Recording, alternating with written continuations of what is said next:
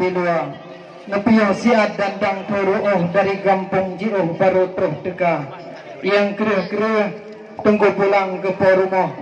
Yang lumoh-lumoh kamu pulang ke jame teka. Waalaikumsalam saudara bisan serta sajan warih yang teka.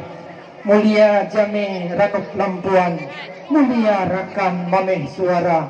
Waalaikumsalam wahai Puan Cuk Putro. Salam bak kamu tanda mulia. Dari kampung Senebuk Bayu nelangkah geno hajat uronyo sambung saudara. Assalamualaikum warahmatullahi jare 12 atuh jemalah. Kamonyo dari Senebuk Bayu keno melangkah darah baru yang cedah katruh kamu bah. Lidah sulutan pesan bak kamu ngelidah lonyo uronyo tak sambung abah. Ya tunggu. Urun tuha gampang sulangsung terus mandung ketinggai midun keno ketika. Agang menginung adongan adun rakan ngan kemun warih saudara. Jain tacut darah baru bulun. Bek thai nebak lun kamu di luar.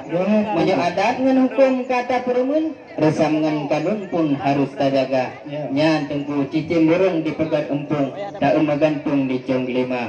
Nyampan darah tu kata senyam senyum. Iganan hadun darah lintu baru belum na. Benar tunggu. Ai pak kamu nacin empat yang muda-muda. Punya pak kamu lagi berge kendung pun na truk pak yang duda na. Tunggu. Di edecuk nama tangketo di arah kundo na tutu tuha. Ai betul. Yang mengangkat wahai tunggu dro tang katalah kamu kembali cara. Bagaimana? Tunggu pegang kamu 20 dro. Betul. Akan nganduno darah baru ni ba. Ya nak salah ni. Oh temu pegang tira ke tira oh ban metaho. Jeng kalian hai. Karena bertodro wahai saudara. Ada aku yang kandirin kan? Lebih. Oh yang lebih kurang mata ge moto. Ya. Kebahagiaan wahai tunggu-dro karena nang mbah. Oh menang. Anak ti dari bulu bayu kena to. Dah hanang moto di kerja ci kena ban Honda. Oh alhamdulillah. No dile kamu sampaikan ino mau pulang Mbak Cefuna. Nggih tunggu. Penyebutan hai Tuan Bisan. Waalaikumsalam wahai Puan Cuk Putro. Junatan lago kena nateka.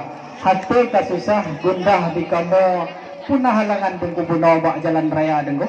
Beral baju tunggu. Benar tunggu. Yang beranyan pun tunggu. Ino ratu lah cedar. Oh dia tunggu. Yang menang tebam hai dicek nur tanyo.